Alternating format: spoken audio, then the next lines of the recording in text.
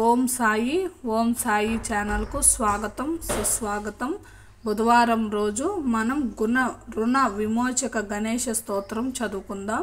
సింధూర వర్ణం ద్విభుజం గణేశం లంబోదరం పద్మదలేని విష్టం బ్రహ్మాది దేవ్యై పరివేశ్యమానం సిద్ధైత్యుతం తం ప్రణమామి దేవం సృష్ట్యాధౌ బ్రహ్మాణ సమ్యక్ పూజితః ఫలసిద్ధయే సదైవ పార్వతీపుత్ర రుణనాశం కరోతుము త్రిపురస్య వదాత్ పూర్వం శంభునాశమ్య గర్చితః సదైవ పార్వతీపుత్ర రుణనాశం కరోతు మే హిరణ్యకశ్యపాదీనాం వదార్థే విష్ణునార్చితః సదైవ పార్వతీపుత్ర రుణనాశం కరోతు మే మహిషస్య వదే దేవ్యా గణనాథః ప్రజాపతి సదైవ పార్వతీపుత్ర రుణనాశం కరోతు మే తారకస్య వదాత్ పూర్వం కుమారేణ ప్రపూజితః సదైవ పార్వతీపుత్ర రుణనాశం కరోతు మే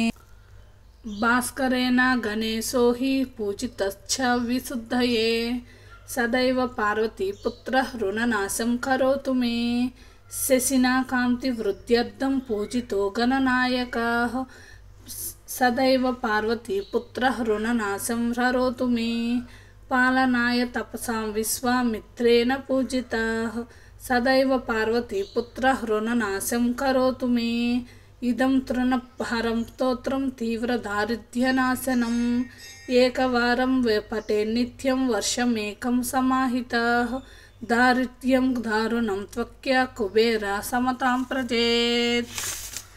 ఇది రుణ విమోచన గణేష స్తోత్రం. ఈ స్తోత్రాన్ని మనం చదివినా వినినా మనం అప్పుల బాధ నుండి తొలగించవచ్చు. ఆ గణేశుడు అప్పుల బాధల నుంచి తొలగిస్తాడు. రుణ విమోచన గణేష స్తోత్రం అంటారు. అందరూ రోజు ఒకసారైనా సరే రుణ విమోచక గణేష స్తోత్రం చదువుకోండి. మనకి ఎలాంటి బాధలు, ఎలాంటి కష్టాలు, ఎలాంటి డబ్బు సమస్యలు కానీ ఎలాంటివి అన్నీ తీరిపోతాయి. మనం ఇంకొక వీడియోతో మళ్ళీ మీ ముందుకు వస్తాను. నా వీడియోస్ కనుక మీకు నచ్చినట్లయితే లైక్ చేయండి, సబ్స్క్రైబ్ చేయండి, కామెంట్ చేయండి. ఓం గణేశాయ నమః. ఓం గణేశాయ నమః. ఓం గణేశాయ నమః. ఓం సాయిరాం. ఓం సాయిరాం. ఓం సాయిరాం.